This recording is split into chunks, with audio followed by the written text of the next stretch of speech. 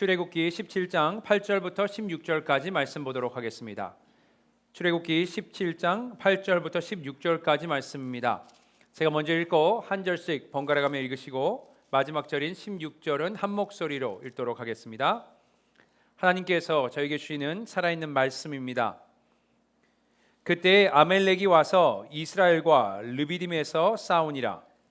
모세가 여호수아에게 이르되 우리를 위하여 사람들을 택하여 나가서 아멜렉과 싸우라. 내일 내가 하나님의 지팡이를 손에 잡고 산 꼭대기에 서리라. 여호수아가 모세의 말대로 행하여 아멜렉과 싸우고 모세와 아론과 훌은 산 꼭대기에 올라가서 모세가 손을 들면 이스라엘이 이기고 손을 내리면 아말렉이 이기더니 모세의 발이 피곤함에 그들이 돌을 가져다가 모세의 아래에 놓아 그가 그 위에 앉게 하고 아론과 훌이 한 사람은 이쪽에서 한 사람은 저쪽에서 모세의 손을 붙들어 올렸더니 그 손이 해가 지도록 내려오지 아니한지라. 여호수아가 칼날로 아멜렉과 그 백성을 쳐서 무찌르니라. 여호와께서 모세에게 이르시되 이것을 책에 기록하여 기념하게 하고 여호수아의 귀에 외워 들리라. 내가 아멜렉을 없이하여 천하에서 기억도 못하게 하리라. 모세가 제단을 쌓고 그 이름을 여호와 니시라 하고 함께 읽겠습니다. 이르되 여호와께서 맹세하기를 여호와가 아멜렉과 더불어 대대로 싸우리라 하셨다 하였더라. 아멘. 오늘 본문 말씀은 이스라엘과 아멜렉 그 사이에 일어난 전투에 대해서 기록하고 있습니다. 먼저 이 전투가 어떻게 시작되었고 또 이 당시에 이스라엘 상황이 어땠는지 그 배경을 이해하기 위해서 출애굽기를 거슬러 올라가서 보도록 하겠습니다. 먼저 출애굽기 12장을 보시면 애굽 그러니까 이집트의 왕 바로가 430년 동안 종살이했던 이스라엘 백성들을 보내주는 장면이 기록되어 있습니다. 물론 아시겠지만 자발적으로 풀어준 건 아니고요. 하나님이 내리신 10번째 재앙 그러니까 장자의 죽음을 겪은 후에 이가 항복하고 이스라엘 백성들을 풀어주게 됩니다.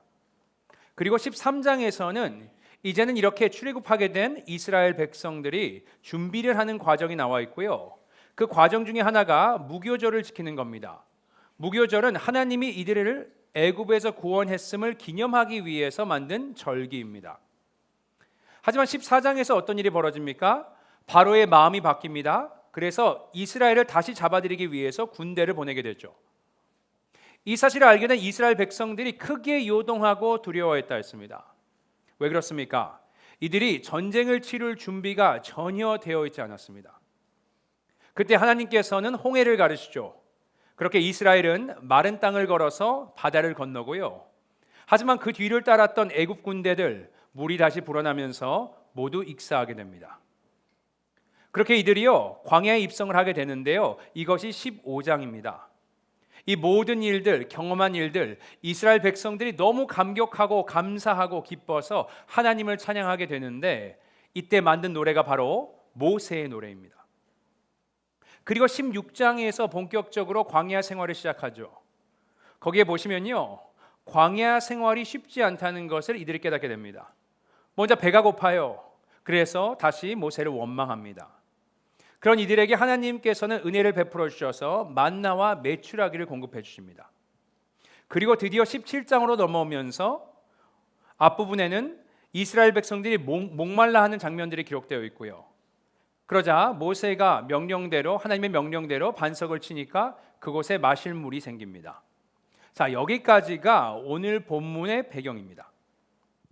제가 이렇게 상세히 오늘 배경을 말씀드린 이유가 있습니다. 이것은 이 배경을 통해 지금 아멜렉과 전쟁을 해야 하는 이스라엘의 상태가 어떠했는지를 우리가 알 수 있기 때문에 그렇습니다. 자, 그들의 상태가 어땠습니까?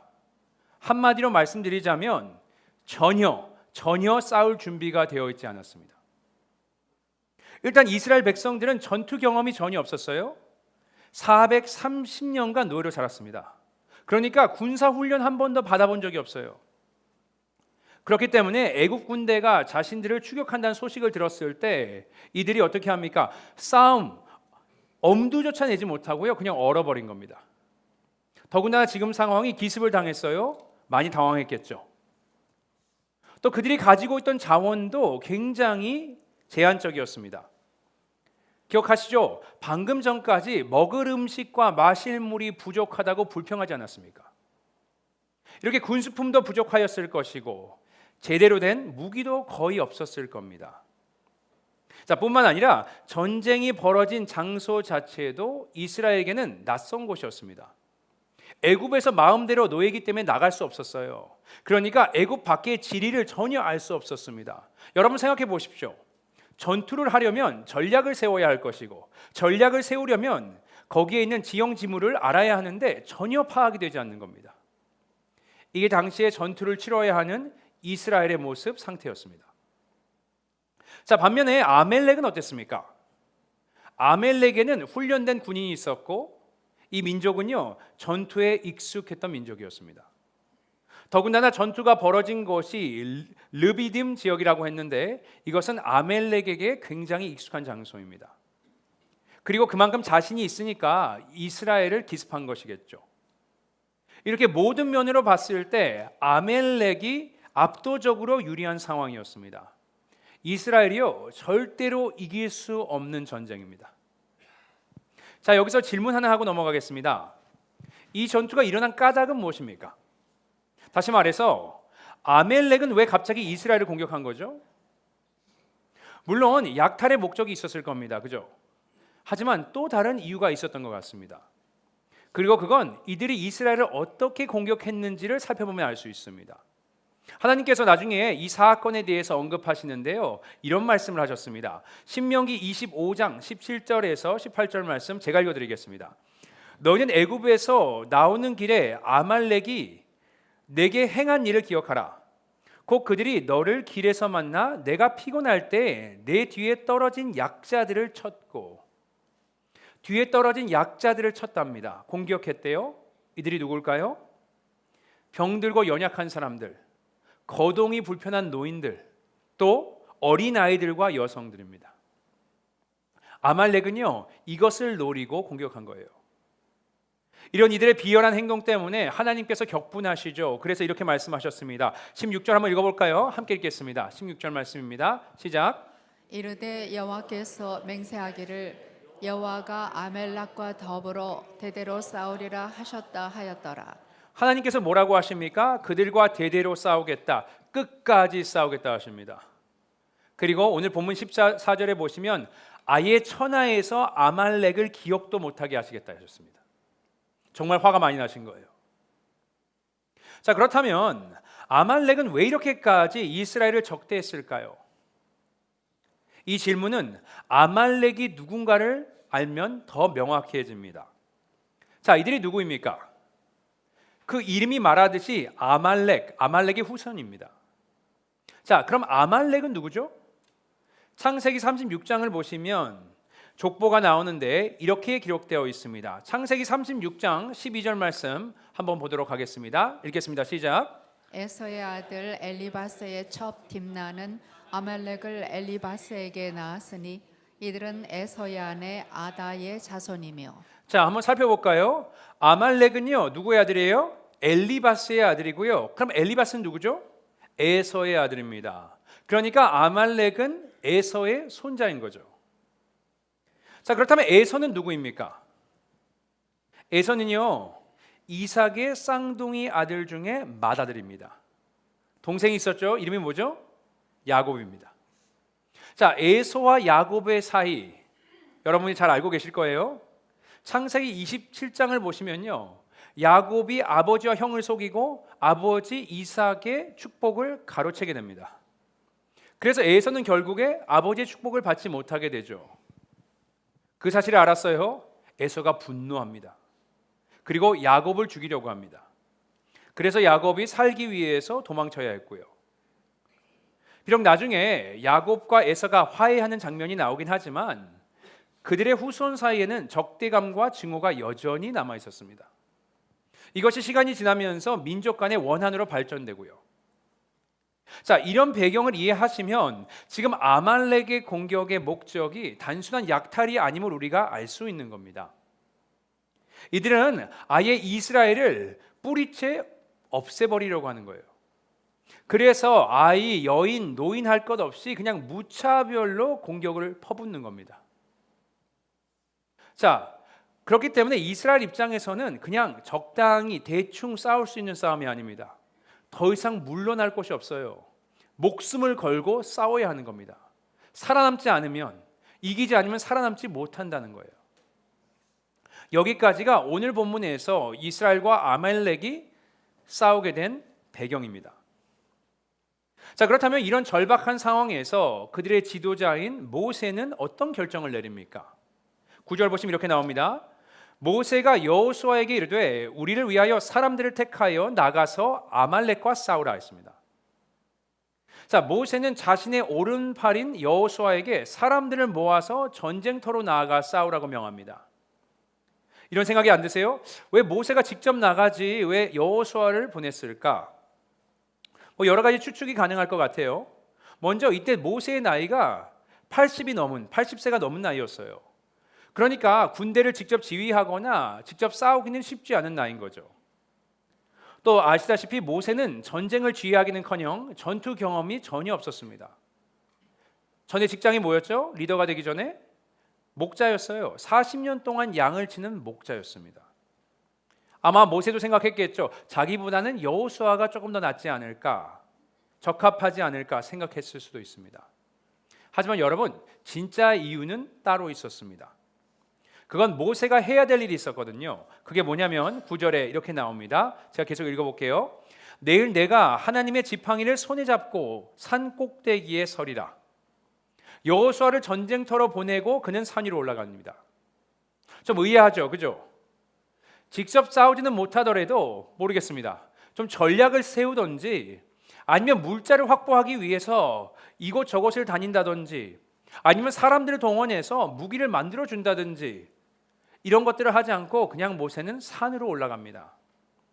자, 모세가 산에서 어떤 일을 합니까? 11절에 이렇게 나옵니다. 모세가 손을 듭니다. 자, 여기서 손을 드니까 좀 이상한 일이 벌어지죠. 11절 한번 같이 읽어볼까요? 같이 읽겠습니다. 시작. 모세가 손을 들면 이스라엘이 이기고 손을 내리면 아멜렉이 이기더니. 모세가 손을 들면은 이스라엘이 전쟁에서 이기고요. 모세가 손을 내리면 아말렉이 이기는 겁니다. 그럼 어떻게 해야 되죠? 계속 손을 들고 있어야겠죠. 그죠? 자, 여러분이 손을 계속 들고 있다고 생각해 보십시오. 어떤 일이 벌어질까? 여러분, 아마 엄청 힘들 겁니다.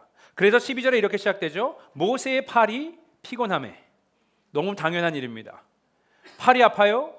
지치기 시작합니다. 그러니까 손이 자꾸 내려오기 시작하는 거예요. 내려오니까 전쟁에서 지기 시작하는 겁니다. 자, 이 상황을 원어인 히브리어로 읽어보시면 좀 흥미로운 부분이 있는데, 참고로 히브리어에서 손과 팔은 동일한 단어입니다. 야드, 그죠? 그것을 특별히 구분짓지 않습니다. 11절을 보시면 모세의 손, 팔을 들었다 했을 때는요, 단수를 사용합니다. 자, 그러니까 팔을 하나를 든 거예요. 그런데 11절에서 보면 모세의 팔이 피곤했다. 이때는 복수를 사용합니다.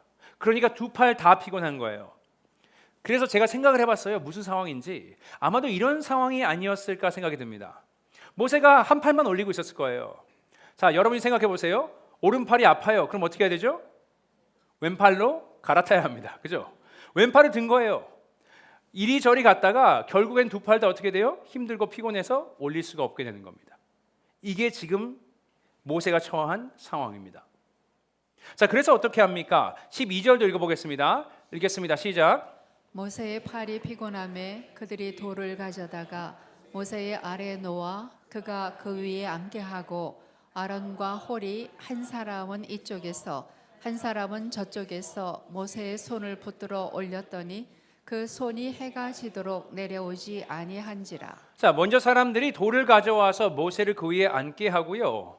아론과 홀이 양쪽에서 모세의 팔, 손을 들어줍니다. 그렇게 해가 질 때까지 모세의 손이 내려오지 않았다 했습니다. 결과가 어떻게 됩니까? 13절도 읽어보겠습니다. 13절 시작. 여호수아가 칼날로 아말렉과 그 백성을 쳐서 무찌르니라 했습니다. 이스라엘이 전투에서 승리합니다. 제가 여러분께 말씀드렸죠. 이스라엘과 아말렉 군사력, 전투 경험, 가지고 있는 무기와 물자, 전략에 대해서 비교하면서 말씀드렸습니다. 여러분, 이 싸움, 이 전투는요, 절대로 무슨 일이 있어도 이스라엘이 이길 수 없는 불가능한 싸움입니다. 우리가 달걀로 바위를 쳤다고 얘기하는 표현을 쓰는데, 달걀로 바위를 친 거예요. 근데 뭐가 깨졌어요? 바위가 깨진 겁니다. 지금 기적이 일어난 거예요. 자, 그럼 우리는 질문해 볼 수밖에 없습니다. 도대체 이게 어떻게 가능한 것인가? 이스라엘은 도대체 어떻게 아말렉에게 승리할 수 있었는 겁니까? 많은 여러분들이 답을 이미 아실 거예요. 모세가 뭘 했죠? 기도했기 때문입니다. 자, 본문에서 모세가 기도했다, 이 말이 어디 나오냐고요?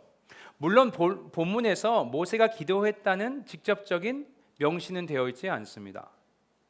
하지만 여러 가지 정황을 봤을 때 그가 기도했음을 우리는 알 수 있습니다. 몇 가지 예를 들어 드릴게요. 먼저는 그가 간 장소입니다. 자, 모세가 어디를 갔죠? 산 위에 올랐다 했습니다. 제가 예전에 말씀드린 것 같은데 성경에서 산은 굉장히 특별한 장소입니다. 왜냐? 산은요, 사람들이 하나님을 만나는 장소예요. 예를 들어서 아브라함이 모리아 산에서 이삭을 바치러 갔을 때 거기서 누구를 만났습니까? 하나님을 만났습니다. 또 모세는 이미 호렙산 떨기나무에서 하나님을 만났습니다. 또 그 이후에도 율법을 받기 위해서 시내산에 올라가서 하나님을 만납니다. 엘리야 선지자도 갈멜산에서 바알 선지자들과 대결할 때 기도했고 하나님께서 그의 임재인 불로 응답해 주셨습니다. 또 그 이후에 이세벨의 위협을 피해서 그가 피신했을 때 호렙산에서 하나님을 만났습니다. 신약으로 넘어가서는요, 예수님께서 변화산에서 아버지 하나님 아버지의 음성을 들으셨다, 이렇게 나옵니다. 이렇게 성경에서 산이란 하나님을 만나는 장소, 상징적인 곳입니다. 이렇게 모세도 오늘 본문에서 하나님을 만나기 위해서 산을 오른 겁니다. 자, 산을 오른 모세, 뭐라죠? 손을 들었다 했습니다. 성경에서 여러 가지 의미가 있겠지만 그 중에 대표적인 상징적인 의미는 기도의 의미입니다. 그래서 시편 기자가 이런 고백을 한 겁니다. 시편 141편 2절 말씀 우리 한번 읽어보겠습니다. 시작.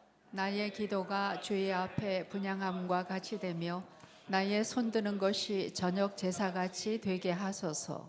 나의 기도와 나의 손 드는 것을 동일화합니다. 다시 말해 손을 드는 것은 기도를 하는 것을 상징합니다. 이렇게 모세가 산에서 무엇을 했는지는 분명해요. 기도했습니다. 또 그렇기 때문에 어떻게 이스라엘이 아말렉을 이기고 또 승리하였는지도 명확합니다. 칼과 창이 아니에요. 군사력이나 전략이 아닙니다. 뭐예요? 기도로 이긴 겁니다. 자, 그런데요, 여기서 우리가 집중해서 살펴봐야 할 부분이 하나가 있다고 생각합니다. 그것은 모세가 어떻게 기도했냐 이겁니다. 그리고 거기에 대한 답은요, 모세가 기도할 때 그의 손에 뭐가 들려져 있었나를 보면 우리가 알 수 있습니다. 뭐가 들려져 있었죠? 9절에 이렇게 나옵니다. 내일 내가 하나님의 지팡이를 손에 잡고 손 꼭대기에 서리라 했습니다. 손에 뭐가 들려 있죠? 지팡이가 들려져 있습니다. 여러분, 이건 어떤 지팡이입니까? 사실 별거 아니에요. 모세가 예전에 양을 쳤을 때 사용했던 모세의 지팡이입니다. 자, 그런데 이런 생각 안 드세요? 왜 모세는 아직도 이 지팡이를 가지고 다닐까? 왜냐? 더 이상 목자가 아니에요. 양을 칠 일이 없습니다. 필요가 없다는 거죠. 무용지물입니다. 그런데요, 모세가 이 지팡이를 언제까지 갖고 가냐고요? 끝까지, 마지막 순간까지 가지고 갑니다. 그것을 알 수 있는 것이 나중에 광야 생활 40년 마무리 정도 됐을 때 다시 이 지팡이를 통해서 반석에서 물을 내는 사건이 기록되어 있습니다. 그러니까 40년 내내 이 지팡이를 버리지 않고 가지고 다닌 겁니다. 자, 왜 필요도 없는 이 지팡이 계속 가지고 다닐까? 여러분, 이유가 간단합니다. 이건 더 이상 그의 지팡이가 아니에요. 그래서 9절에 하나님의 지팡이라고 하는 겁니다. 자, 무슨 일이 벌어진 거죠? 왜 모세의 지팡이가 하나님의 지팡이가 된 겁니까? 우리가 이것을 이해하려면 출애굽기 4장으로 돌아가야 합니다. 거기 보시면 하나님께서 불붙은 떨기나무에서 모세를 만나 주시죠. 그리고 말씀하십니다. 모세야, 너가 이제 이스라엘의 지도자가 될 것이고 나의 백성을 출애굽시킬 것이다. 자, 모세가 뭐라고 이야기합니까? 어떻게 반응하죠? 의심하고 두려워합니다. 자신이 없어요. 못하겠다 합니다. 사람들이 그들을 믿어줄지도 모르겠고 또 이 일을 자신이 할 수 있는지도 모르겠는 겁니다. 확신이 없습니다. 자, 그럼 그에게 하나님께서 뭘 물으시죠? 내 손에 있는 것은 무엇이냐? 모세가 보죠. 뭐가 있어요? 지팡이가 있습니다. 모세는 알고 있어요. 이 지팡이가 아무것도 아니라는 것을. 그냥 나무 막대기일 뿐입니다. 지팡이입니다. 이렇게 대답합니다. 그런 하나님께서 그에게 그 지팡이를 바닥에 던지라 하십니다. 던지죠. 그러니까 어떤 일이 벌어집니까? 그 지팡이가 살아나서 뱀이 됩니다. 그리고 하나님께서 이런 약속을 해주셨어요. 앞으로는 이 지팡이로 표적과 기사를 행하겠다. 그 순간 모세의 지팡이가 이제 하나님의 지팡이가 된 거예요. 그리고 그 후로 하나님께서는 약속하셨듯이 이 지팡이로 많은 기적과 이적을 행하십니다. 먼저 나일강을, 그 강물을 피로 변하게 하시고요. 개구리의 재앙을 내리시고요. 우박의 재앙도 내리셨습니다. 이 지팡이로 뭘 하셨습니까? 홍해를 가르셨어요. 또 오늘 본문 바로 전에 있는 전해를 보시면 이 지팡이로 반석을 쳐서 물을 주셨습니다. 자, 이게 가능한 것은 이 지팡이는 더 이상 모세의 지팡이가 아니에요. 하나님의 지팡이인 것입니다. 여러분, 모세가 과거 40년 동안 목자로서 이 지팡이로 양을 쳤고 양들을 올바른 길로 이끌었고 맹수로부터 양들을 보호했듯이 이제는 하나님께서 이 지팡이로 40년 동안 이스라엘의 백성들을 광야에서 인도하시고 보호하시고 돌보신다는 상징적인 의미가 있는 겁니다. 그리고 오늘 본문에서 이 지팡이의 역할을 더 구체적으로 알 수 있는데요. 그건 모세가 전쟁에서 이기고 한 행동을 보면 알 수 있습니다. 자, 뭐라는지 15절 말씀 한번 읽어보겠습니다. 읽겠습니다. 시작. 모세가 제단을 쌓고 그 이름을 여호와 니시라 하고. 자, 모세가 제단을 쌓고요. 이름을 뭐라 했다고요? 여호와 니시. 여호와 니시는 무슨 뜻이죠? 여호와는 나의 깃발이라는 뜻입니다. 자, 그렇다면 모세가 전쟁 내내 들고 있었던 이 지팡이의 역할이 나오는 거예요. 그게 뭐냐고요? 바로 깃발인 겁니다. 여러분, 전쟁에서 깃발은 어떤 역할을 합니까? 뭐 여러 가지 기능이 있겠지만 가장 기본적인 이것은 깃발은요, 군대의 소속과 정체성을 알려주는 겁니다. 그러니까 미군이 전쟁을 나갈 때 무슨 깃발을 들고 나갈까요?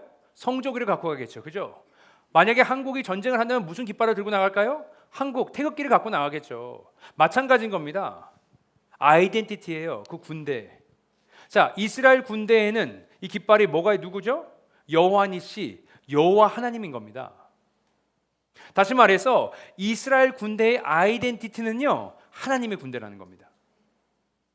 여러분, 이 사실을 잘 알고 있었던 성경 인물이 한 명 있는데 그게 누군지 아세요? 바로 다윗 왕입니다. 다윗이 왕이 되기 전에 뭘 하죠? 골리앗과 1대1로 대결을 합니다. 자, 왜 다윗은 골리앗과 대결하기로 결정했을까요? 그가 용맹해서요? 싸움을 잘해서요? 자신감이 넘쳐서요? 아닙니다. 이유가 있어요. 골리앗과 대결한 이유가. 그게 사무엘상 17장 26절에 나옵니다. 한번 읽어볼까요? 읽겠습니다. 시작. 다윗이 곁에 서 있는 사람들에게 말하여 이르되 이 블레셋 사람을 죽여 이스라엘의 치욕을 제거하는 사람에게는 어떠한 대우를 하겠느냐? 이 할례 받지 않은 블레셋 사람이 누구이기에 살아계시는 하나님의 군대를 모욕하겠느냐? 여러분, 이유가 뭐예요? 블레셋이 하나님의 군대를 모욕했다 했습니다. 다윗이 뭐라 그럽니까? 이스라엘 군대를요, 이스라엘의 군대나 사울의 군대라고 하지 않았어요.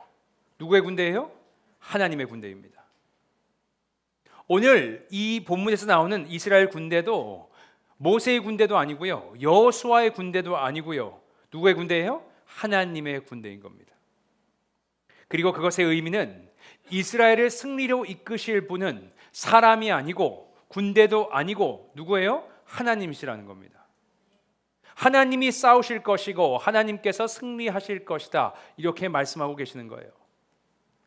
그래서 하나님께서 이렇게 명령을 하시죠. 14절에 이렇게 나옵니다. 여호와께서 모세에게 이르시되 이것을 책에 기록하여 기념하고 여호수아의 귀에 외워 들리라. 내가 아말렉을 없이 하여 천하에서 기억도 못하게 하리라. 자, 뭘 하라고 하십니까? 모세에게. 일단 일어난 이 일을요, 여호수아에게 알려주라 합니다. 자, 왜 그럴까요? 여호수아는요, 지금 전쟁터에서 전쟁을 하고 왔어요. 다시 말해서 무슨 일이 벌어진지는 전혀 알지 못하는 겁니다. 아마 그가 전쟁하면서 이런 생각을 했겠죠. 내가 생각보다 싸움을 좀 잘하네. 우리 군대가 괜찮네. 그러면서 이런 생각을 했을 수도 있어요. 내가 생각보다 괜찮은 사람이었구나. 아니면 운이 좋았나? 이런 생각을 할 수도 있습니다. 그래서 모세를 통해서 확실히 알려주시려는 거예요. 여러분, 실제 전투는 여호수아가 있었던 전쟁터에서 일어난 것이 아니고 모세가 있었던 산 위에서 일어난 것을 말입니다. 그래서 이 전투의 승리는 여호수아가 이뤄낸 것이 아니고 여호와 하나님, 여호와 니시께서 하셨다, 이런 말입니다. 그리고 더 나아가서 이걸 여호수아 귀에 외워 들리게 하라 했습니다. 왜 그렇게까지 할까? 저는 이유가 있다고 생각합니다. 그 이유는요, 이제 40년 후에는 모세가 아니고 여호수아가 이스라엘의 새로운 지도자가 될 것입니다. 그리고 오늘 모세가 전쟁을 치렀듯이 여호수아도 전쟁을 치러야 할 것이고, 그때 모세가 전쟁을 치른 것처럼 그도 그렇게 싸우기를 하나님께서는 원하신다는 겁니다. 어떻게요? 창과 검과 전략과 물자로 싸우는 것이 아니고 여호와 니시, 하나님께서 싸울 수 있도록 기도를 하라는 겁니다. 자, 여호수아가 이것을 잘 했을까요? 못했을까요? 여러분, 잘한 것 같습니다. 왜 그렇죠? 여호수아가 새 지도자가 되어서 겪었던 첫 번째 전쟁이 뭐죠? 여리고 전쟁입니다. 어떻게 승리했습니까?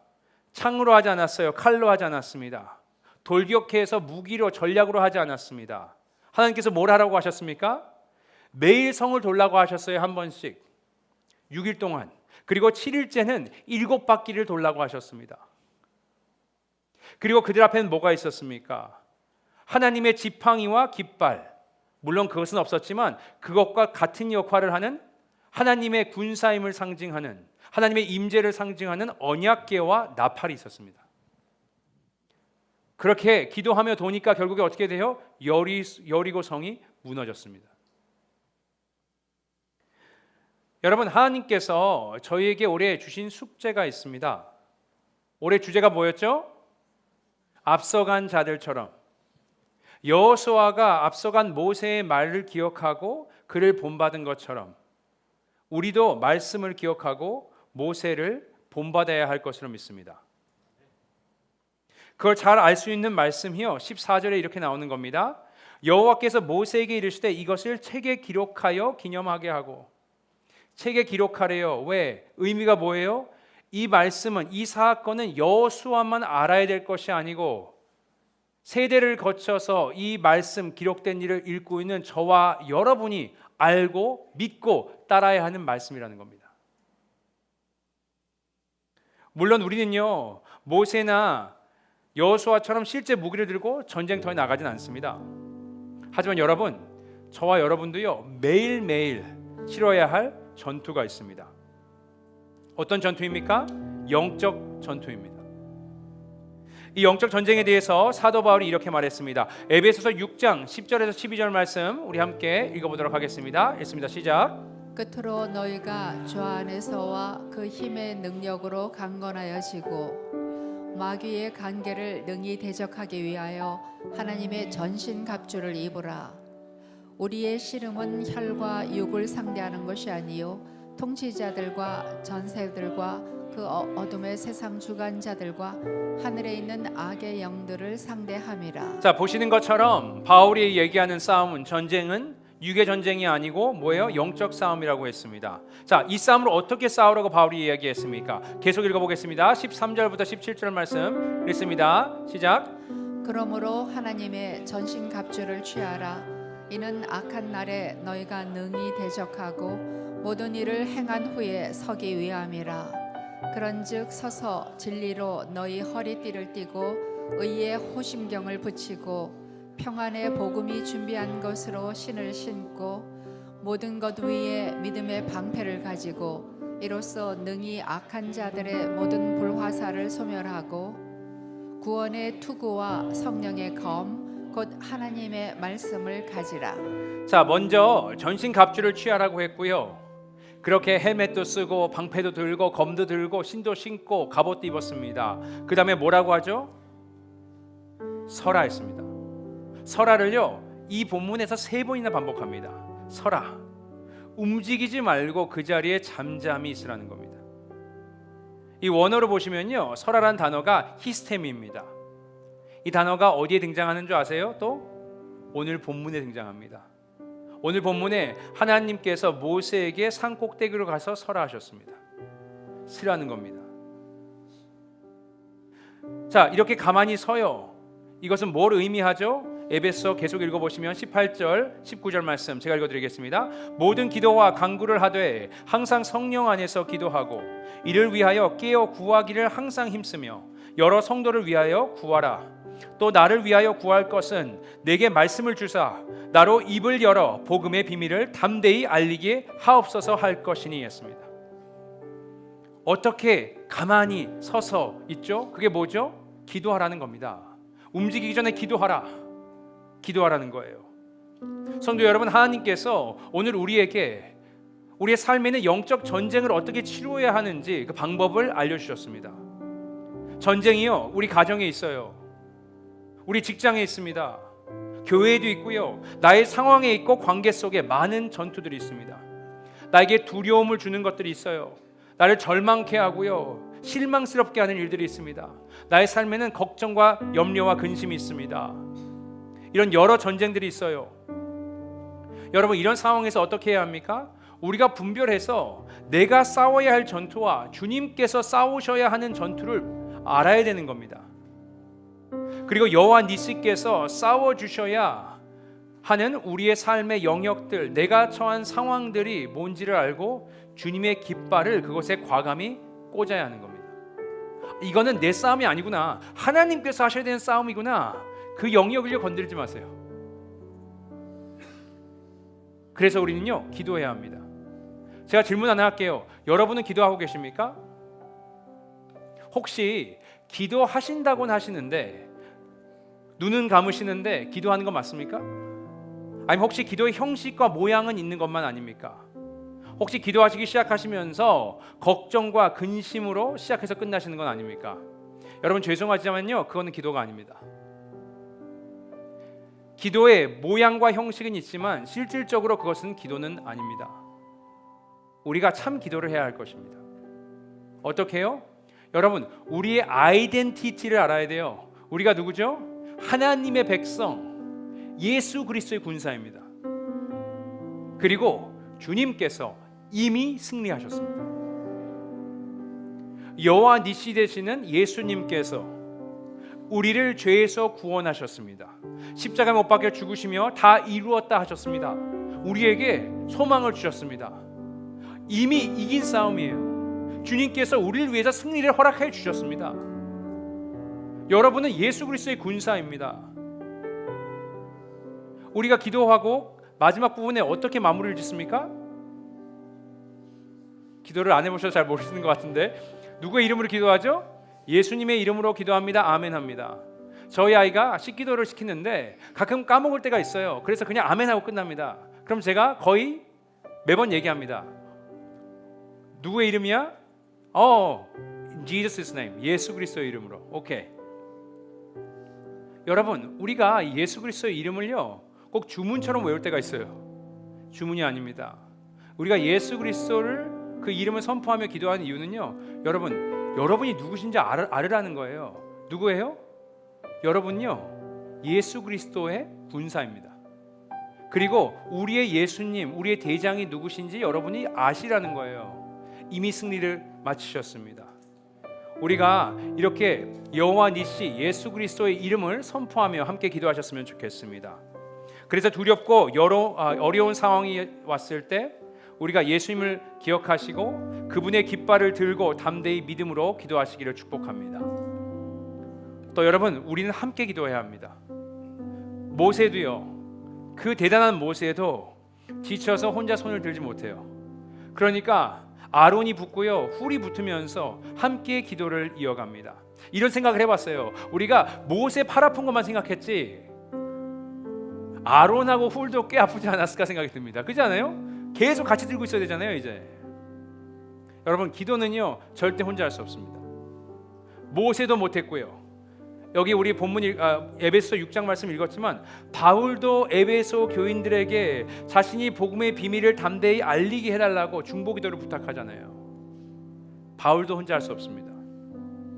나에게도 아론과 훌이 필요하고요, 또 누군가에게 내가 아론과 훌이 되줘야 하는 겁니다. 그래서 교회 공동체가 있는 것이고요, 그래서 라이프 그룹이 있는 겁니다. 저도 여러분의 기도가 있으니까 이 자리에 서 있고 사역할 수 있는 겁니다. 기도 없으면 할 수가 없어요. 아무것도 못합니다. 또 선교도 여러분이 중보해 주시니까 가능한 거예요. 제가 왜 이런 말씀을 드리는지 눈치채셨죠, 그죠? 예. 수요일 날 시작되는 볼리비아 선교를 위해서 여러분께서 모세와 아론과 훌의 사역을 감당해 주시기를 부탁드립니다. 아멘 소리가 너무 작으셔서 제가 볼리비아를 못 갈 것 같은데 아멘이십니까? 이렇게 여호와 니시 예수님의 이름으로 담대히 믿음으로 나아가실 수 있도록 부탁드립니다.